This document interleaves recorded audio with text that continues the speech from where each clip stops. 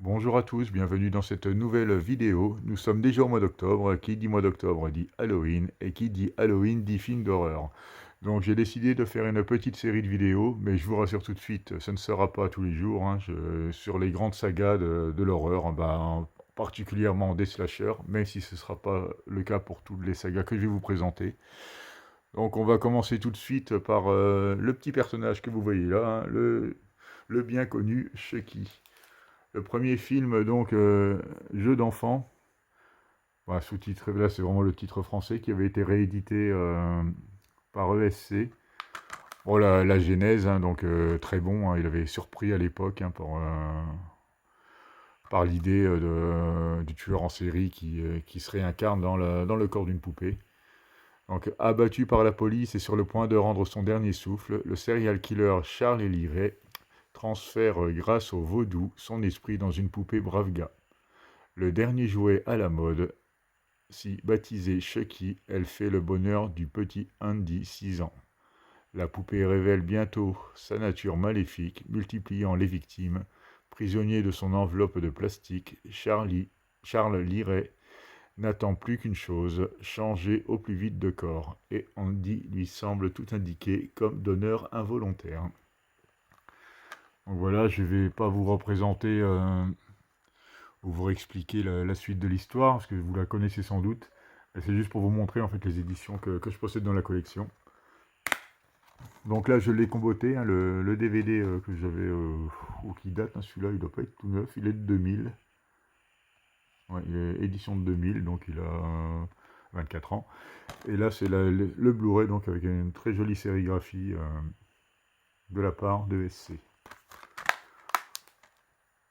Titre qui n'apparaît pas dans le faux anthologie, parce que justement j'en viens là. Là j'ai les titres donc qui viennent de l'anthologie qui regroupait 4 films.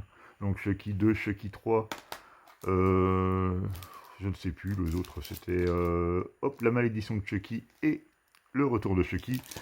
Donc ils appellent ça anthologie alors qu'ils incluent même pas le premier, puis ni la fiancée de Chucky, ni le fils de Chucky, en fait, donc il en manque plein quoi.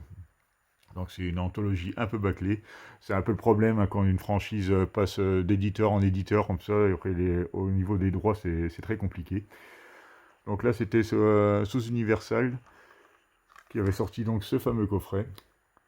Chucky est de retour. La poupée meurtrière au sourire satanique reprend vie dans ce nouvel épisode, où elle se livre à un terrifiant combat contre le jeune Andy Barclay, donc le héros qui est joué par un acteur différent, mais qui est le même personnage dans le film, on va dire, avec pour en jeu l'âme du garçon. Donc Chucky n'en démord pas, il veut vraiment choper Andy pour se réincarner dans son corps. Ayant péri par le feu lors de sa dernière apparition, Chucky renaît de ses cendres entre les mains d'un fabricant de jouets soucieux de dissiper la publicité négative qui entoure la poupée. La poursuite reprend avec de plus belle lorsque Chucky traque sa victime chez sa famille adoptive dans cette suite diaboliquement intelligente d'un film original à grand succès. Bon, la saga en elle-même est vraiment très bonne. Je pense elle est relativement équilibrée quand même par rapport à ce qui s'est fait dans d'autres grandes sagas où il y a vraiment des épisodes qui sont compliqués à revoir. Mais franchement, les Chucky, ça garde quand même relativement un bon niveau, je trouve. Ensuite, le Chucky 3. L'un des serial killers les plus célèbres du cinéma est de retour. Plus démoniaque que jamais, Chucky reprend sa quête éternelle, posséder le corps d'un enfant. 8 années se sont écoulées depuis qu'Andy Barclay, qui est cette fois joué par Justin Roiland, hein, qu'on a retrouvé notamment dans Serial Mother, a selon toutes les apparences détruit la poupée. Aujourd'hui âgé de 16 ans, Andy vient d'entrer dans une école militaire. C'est alors que, poussé par la cupidité et convaincu que la mauvaise publicité s'est désormais estompée, le président de l'entreprise de jouets Playpulse décide de redonner vie aux poupées Good Guys. À peine sortie des chaînes de production, la première poupée est à nouveau possédée par l'esprit de Chucky, lequel est bien déterminé à poursuivre sa quête et à se venger d'Andy. Tous les espoirs reposent une fois de plus sur les épaules de ce dernier, qui doit arrêter la poupée meurtrière dans ce thriller au rythme effréné. Il est vraiment très sympa celui-là, hein, dans l'école militaire. J'avais plutôt bien aimé également. Donc Chucky 3. Ensuite, Ronnie Yu prend les commandes pour La fiancée de Chucky, qui est vraiment très bon aussi. Il rattrape même un peu mieux, il est même meilleur que le 2 et le 3 pour moi. On retrouve donc Brad Dourif sur le doublage de la poupée, Jennifer Tilly, qui prend vraiment son rôle vraiment excellente, avec beaucoup d'autodérision, et Catherine Hegel. Incapable de faire son deuil, la venimeuse Tiffany se procure les restes de Chucky, la poupée dans laquelle s'est réincarné son défunt fiancé, le serial killer Charles Liray.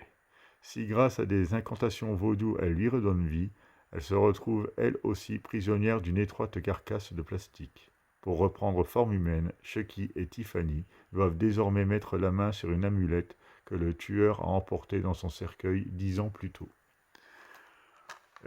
Une fois de plus, épisode bien réussi, donc qui est réédité là par ESC et qui va donner une suite tout autant réussie. Il s'agit du fils de Chucky. Bon là, le seul que j'ai pas encore en Blu-ray, parce que le Blu-ray est hors de prix. Puis en plus, c'est une édition M6, donc de 2004. Alors je sais pas s'il était défectueux ou pas le Blu-ray, mais bon, il est hors de prix. Au minimum, il a plus de 100 balles, je crois, à 95 €, je crois que j'ai dû le voir. Mais c'est vraiment beaucoup trop cher hein, pour ce genre de film. Et comme là c'est M6 qui est, c'est un film Warner, hein, Warner pourrait le rééditer à la limite, mais là apparemment c'est M6 qui a les droits pour la France et qui fait un peu blocus pour nous le ressortir, alors que tous les autres sont ressortis en Blu-ray. Et sont devenus, on va dire, accessibles au niveau du prix. Hop là. Donc là j'ai l'édition DVD hein, avec le petit lenticulaire qui va bien. Même celui-là, même le DVD, hein, il coûte, je crois, un minimum 10 € quand même pour un DVD. Hein, ça reste un bon prix, alors que la plupart sont à 90 centimes. Un film de genre à la De Palma ou Argento digne de ses références. Bon, ça c'est Paris Match qui dit ça. Bon, je vois pas trop le rapport avec De Palma, mais bon, s'ils le disent.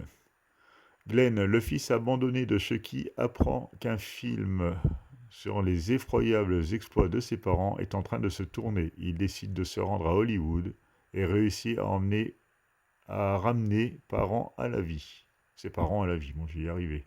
À la grande horreur du gentil Glenn, Chucky et Tiffany se lancent dans une nouvelle série d'exploits macabres. Voilà, c'est vraiment très drôle. Hein, le Glenn qu'on retrouve d'ailleurs aussi dans la série plus tard. Donc celui-là est très réussi aussi. Bon, après, le niveau va baisser hein, méchamment. Hein. Là, j'ai beaucoup moins aimé. Par contre, la malédiction de Chucky.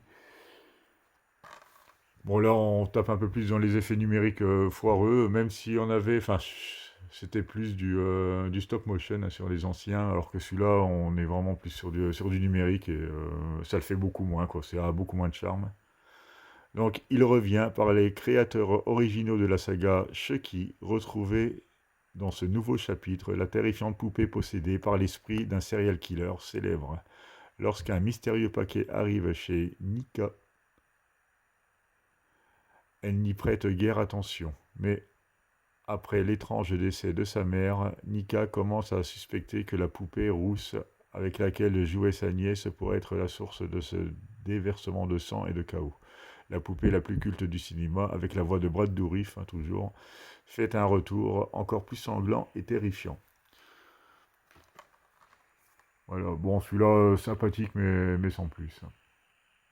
Voilà pour la malédiction de Chucky. Ensuite, il y a eu le retour de Chucky. Alors là, on est vraiment sur une marionnette vraiment ratée. J'ai vraiment pas aimé le design de ce personnage. Donc Chucky est de retour pour vous jouer un mauvais tour. Super pour la rime.